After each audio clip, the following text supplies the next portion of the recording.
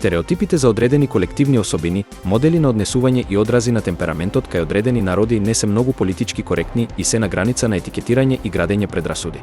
Но кога се работи за статистички истражувања, таквите информации можат да бидат и сериозен показател за економско, социјално, па дури и геостратешко планирање. Според глобалниот извештај на Галуповиот институт, македонците се најдоа на второто место на листата на најгневни земји и нации, односно повеќе од 1/4 македонски граѓани на дневна основа чувствуваат лутина или бес. Врвот на листата е целосно балкански, односно медитерански, и се однесува на земјите кои и досега важеа за емотивни, експресивни, гласни во зборувањето и гестикулациите и се фатално романтичарски расположени. На прво место е Турција, каде 34% од жителите се гневат секојдневно, а на второ место Македонија со 26%. Следуваат Албанија и Црнагора со 24%, па Шпанија со 23% и Грција со 21%.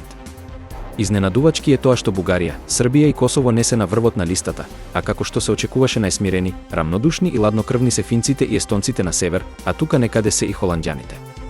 Но, на листата најрамнодушни се најдоа и неколку јужни земји, Португалија со 8%, но и Хрватска со само 9% граѓани кои се гневат.